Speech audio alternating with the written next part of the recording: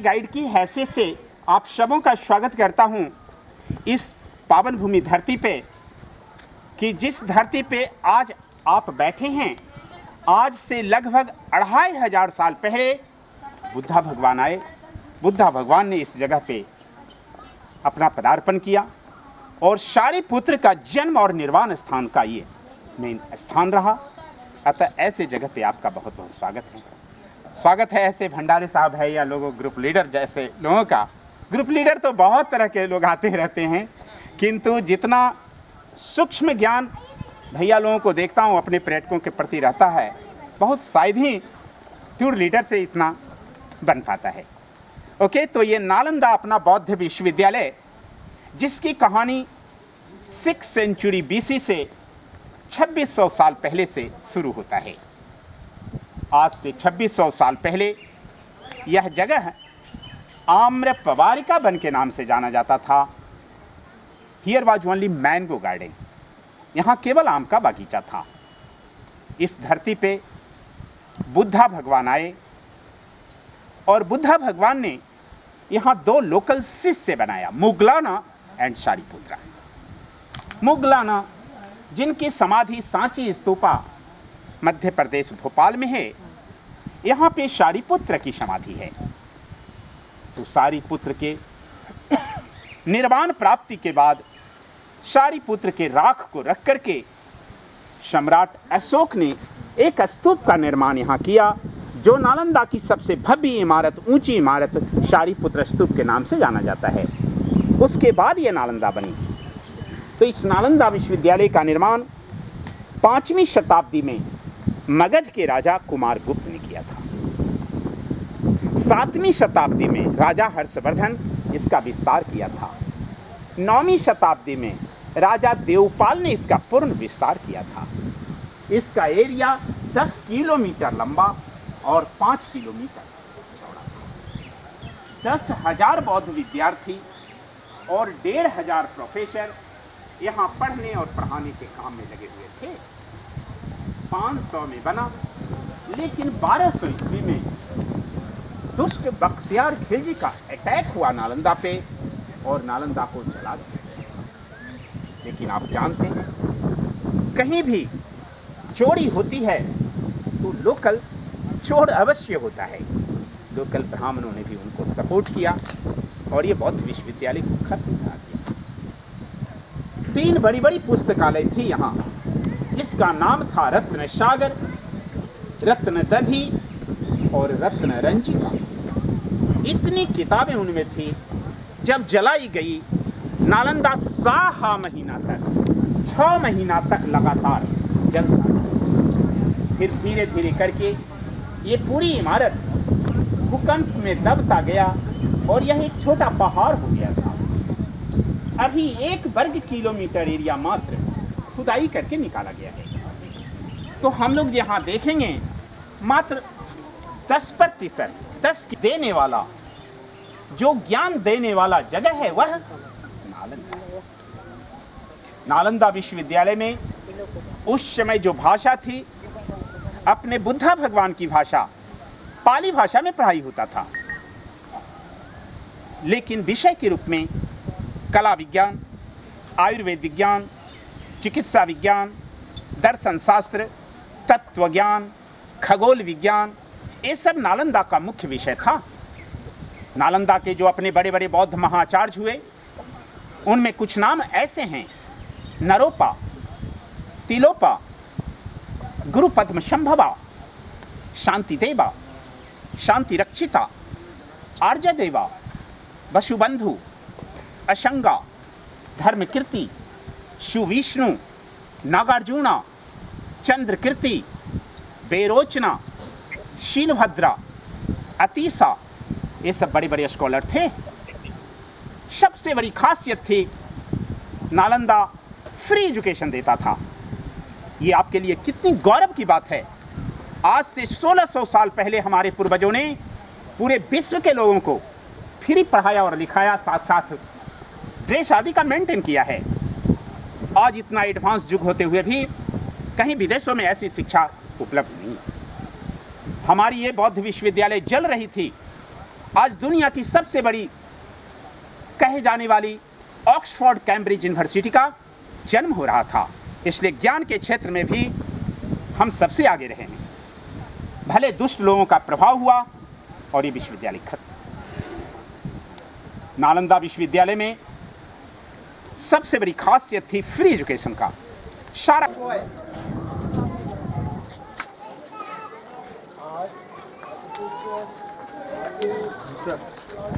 Sir मी सांगतो इकडे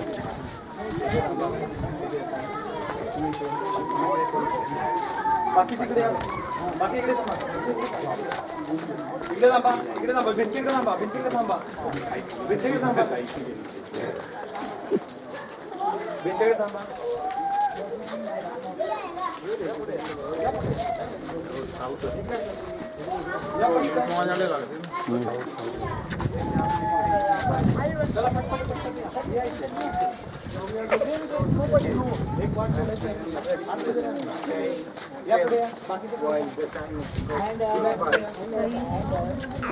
New bricks. And the original bricks was inside.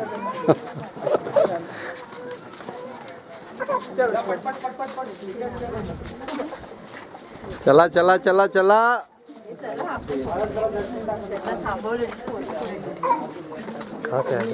ये महाराष्ट्र हाँ महाराष्ट्र यहाँ से पुलिस सिटी कौन सी है मुंबई मुंबई या लोकल चलो इसमें ये सीमेंट का सपोर्ट बाद में दिया गया। ये छोटा छोटा गड्ढा, ये गड्ढा नहीं कमरे हैं। एक कमरे में एक लोग रहते थे, वो दरवाजा होता था और हम छत के पास में खड़े हैं। बाई नेचर जब ये बिल्डिंग टूट जाती थी, दूसरा राजा इसको कवर करके इसके ऊपर दूसरा या तीसरा फ्लोर का निर्माण करते थे। इस तरह से नालंदा बहुमंजिली इमारत थी।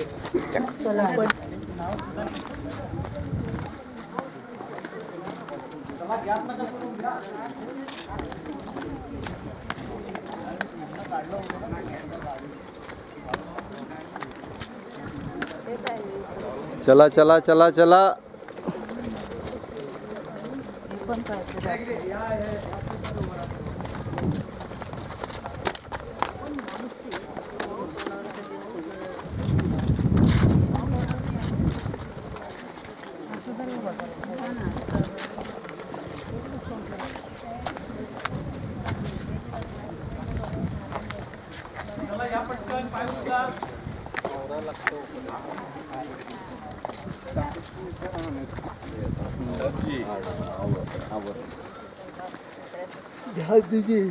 विहार का लाइन है जहाँ लोग रहते, पढ़ते, खाते, पीते थे।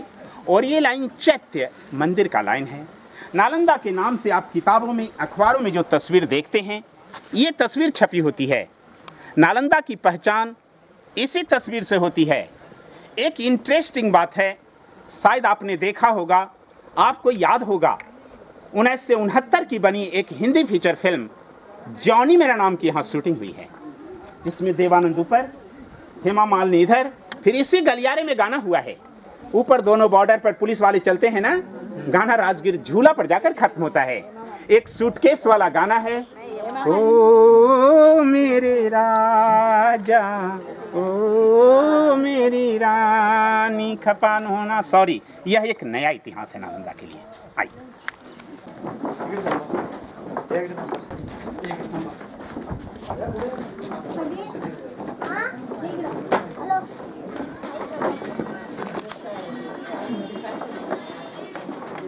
अंदर जा रहे हैं। हर एक हॉस्टल के प्रवेश द्वार पर दोनों तरफ में, इधर भी और इधर भी, बुद्धा भगवान की मूर्ति होती थी। लोग अंदर जाते थे या बाहर आते थे, मूर्तियों को नमस्कार करके।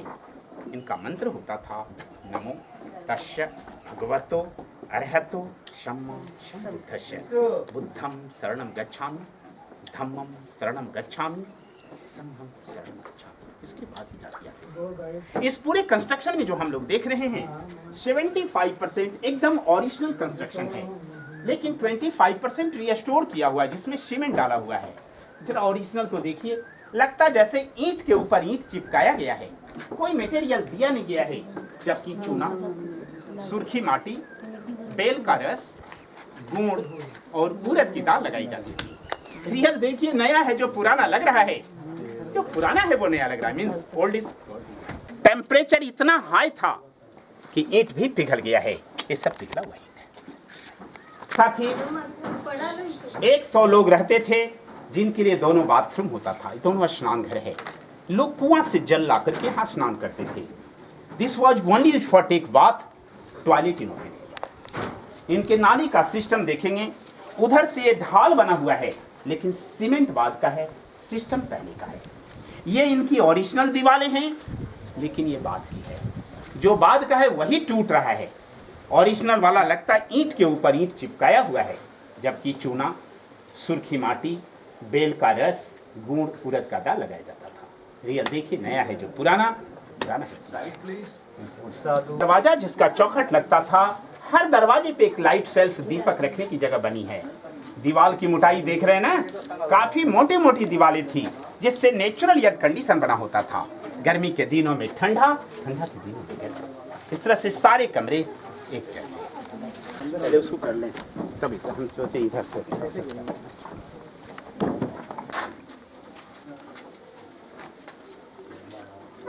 दो स्पेशल कमरा होता था। एक कमरा जिसमें एक गुफा बनी हुई है, इसके अंदर जाकर के लोग ध्यान करते थे, साधना करते थे वो कॉर्नर में।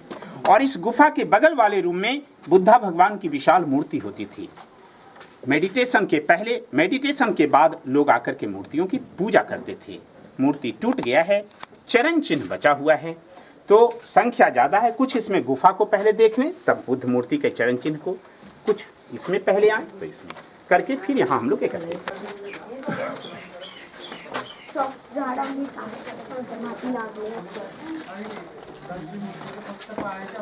This was the lecture hall, this was the lecture stand. यहाँ से टीचर इन्हें पढ़ाते थे। पत्थर की जगह पिलर था जिससे इनकी छतें टिकती थी। मानिए इधर इधर जो रहना पढ़ना सब अपने बौद्ध विहार के अंदर होता था। वहाँ लोग रहते थे, यहाँ पढ़ाई करते थे, यहाँ से प्रोफेसर इन्हें पढ़ाते थे। ये पत्थर की जगह पिलर था। तो एक ब्लॉक में 100 लोगों के रहने की व्यवस्था थी। इस तरह से 108 ब्लॉक था नालंदा में। अभी 11 ब्लॉक का खुदाई हुआ है, सब व्यवस्था में एक जैसा बना हुआ है। बगल में ये चूल्हा भी है। अभी भी देहातों में बड़ा बड़ा फंक्शन होता है, ऐसा चूल्हा बनता है। अष्ट धातु की मूर्तियों का निर्माण भी करते थे। जाड़े के मौसम सब बौद्ध विहार के अंदर होता था। ये रूम है गोदाम, जहाँ वो चावल रखते थे, वो कुआं था। आज के डेट में भी हम लोग जहाँ कुछ अपने मुख्य सामान को रखते हैं, अपने बुद्धा भगवान की मूर्ति लगाते हैं। ठीक गोदाम के सामने यहाँ बुद्धा भगवान का विशाल मूर्ति होता था। इसे लाइटेड करने के लिए 2 है। अनजाने में लोग इस पर पैर रख करके आते और जाते भी हैं। But you see it is glazing now. अभी भी कितनी इसमें स्पार्किंग है, देखिए, देख रहे हैं ना, अभी भी कितना चमक रहा है, देखिए। तो ये साधारण स्टोन नहीं, ये माई का स्टोन है। ये अब्रक का पत्थर है जिसमें पूरा का पूरा चमक रहा है। उस जमाने में यहाँ कॉपर प्लेट फिक्स किया जाता था, इधर भी और उधर भी, एंगल बनाने के लिए। जब सूर्य या चंद्र किरणें यहाँ पड़ती थी, लाइट सीधा मूर्ति पे रिफ्लेक्शन होता था। मीन्स जस्ट शुरू में बताया था ना, अपने पूर्वजों के पास कितनी अच्छी टेक्नोलॉजी थी, आप इसका अध्ययन कर सकते हैं। ओके, हेलो, जाइए, इच्छा है तो गोदाम का छत और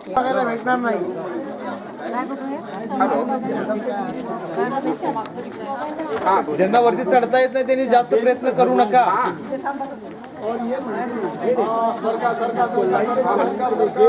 जो शायद आप अपने मोबाइल पर पढ़ा होगा, ये पूरे दुनिया में वायरल न्यूज हुआ था।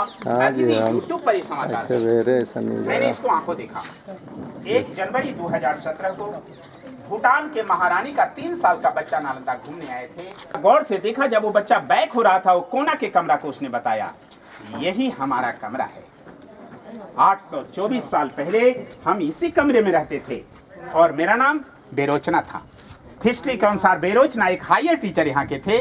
हकीकत क्या है मैं नहीं कह सकता, लेकिन पूरे बुद्धिस्ट कंट्री के लोग 100% उसे सत्य मानते हैं, क्योंकि उतना छोटा बच्चा झूठ भी नहीं बोल सकता है। वो पुनर्जन्म की चर्चा कर रहा था।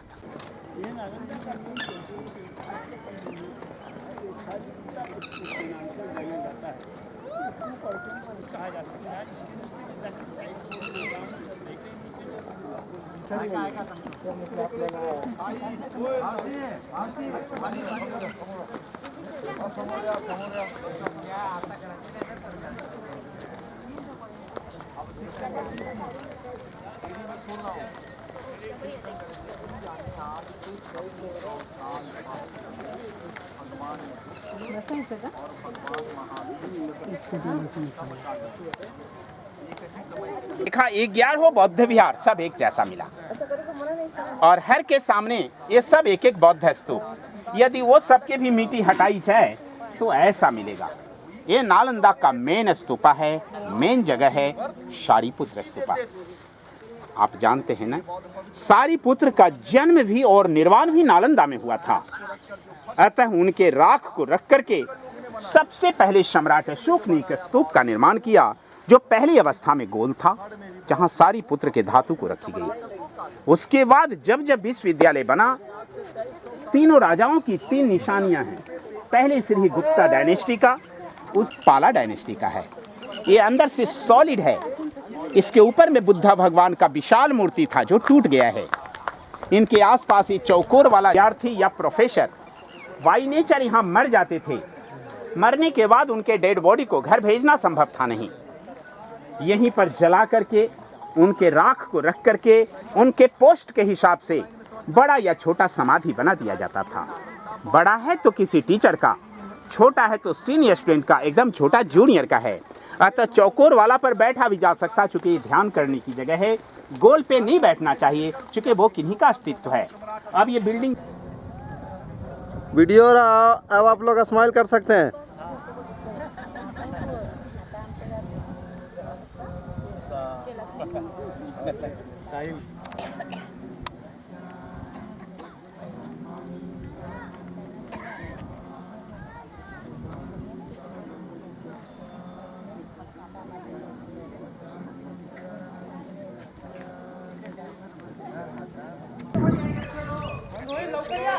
आजा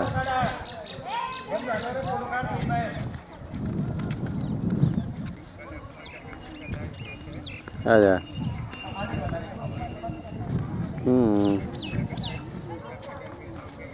हाँ समझे।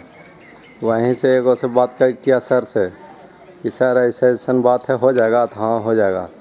तो पैसा उठा लो आपका, तो उठा लिया ही। उठा लिया तो उसको पता नहीं था कि हाईलाइट मैटर है, तो वही हुआ।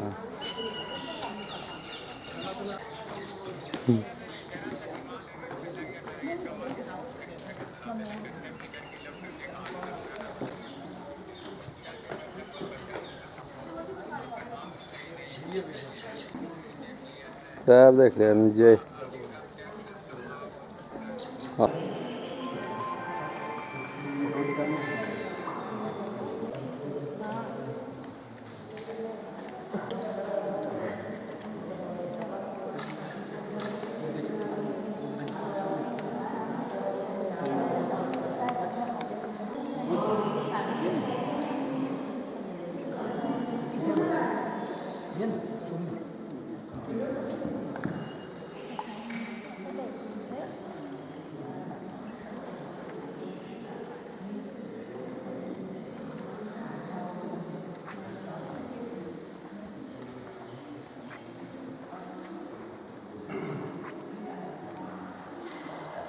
आपण जी धम्मयात्रा करत आहोत त्या काळामध्ये एक चीनी यात्री, एक चीनी बौद्ध भिक्षू ह्युएनसँग, त्यांना श्वेन झँग पण म्हणतात, ज्वँग झँग पण म्हणतात, असे अनेक शब्द उच्चार आहेत, पण आपण त्यांना ह्युएनसँग म्हणतो.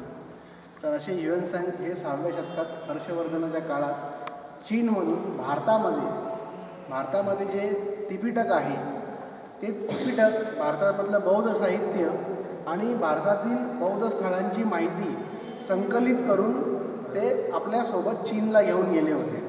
आणि जेव्हा ते भारतामध्ये आले 6व्या शतकामध्ये, तेव्हा त्यांनी भारतामध्ये अनेक जी बौद्ध स्थळं होती त्या स्थळांना भेटी दिल्या आणि त्याच्या नोंद करून ठेवली होती त्याची, की मी या ठिकाणी या टायमाला आलो होतो, तर इथं बुद्ध धर्माची काय अवस्था आहे, इथे कोणता राजा राज्य करत आहे, तो राजा धार्मिक आहे का, बुद्धिझमला तो किती मदत करतो, असे प्रत्येक वर्णन त्यांनी लिहून ठेवलेले आहेत किंवा त्यावेळी ह्युएनसँग यांनी लिहून ठेवल्या होत्या. तुम्ही जर या वर्णनावर बघितलं, या संदर्भात आपल्याला माहिती मिळते. या 2001 साली बामी यांच्या मूर्त्या तोडल्या गेल्या भगवान बुद्धांच्या. तिथे हिरणसांनी भेट दिली होती म्हणून ते एक आठवण म्हणून त्यांनी टेम्पल हिरणसांच्या काळात 7व्या शतकात कसं होतं असं त्यांनी एक कल्पना केलेली आहे चित्रकारांना. त्याच्यानंतर इथे आपण जे पाहत आहे ते नालंदाचे एक आचार्य आहेत शीलभद्र नावाचे बौद्ध साहित्य. तेव्हा त्यांनी त्याचा अनुवाद चिनी भाषेमध्ये केला. सगळी सूत्र त्यांनी चिनी भाषेमध्ये भाषांतरित केली आणि आपल्यासोबत हे सर्व ज्ञान हे सर्व ग्रंथ ते चीनला घेऊन गेले आणि ते सर्व ठेवण्यासाठी तिकडे खास एक आता पॅगोडा त्यांनी त्यावेळी बांधला होता. तो पॅगोडा अजूनही चीनचं एक अट्रॅक्शन आहे बुद्धिस्ट प्लेस म्हणून. तर फक्त ग्रंथ ठेवण्यासाठी त्यांनी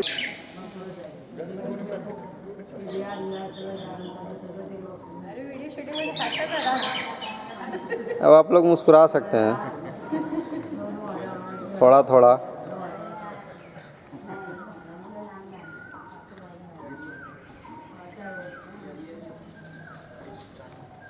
मुस्कुरा सकते हैं.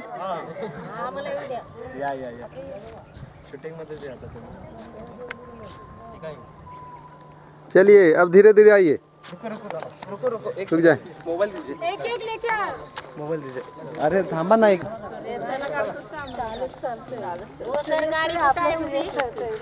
जय भीम जय भीम जय भीम जय भीम जय भीम जय भीम जय भीम जय भीम. जय भीम.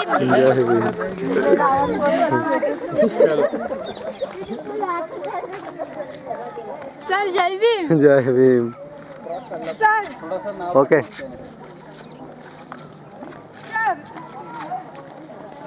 किती फोटो काढताय यांच्याकडून 1200 घेतले.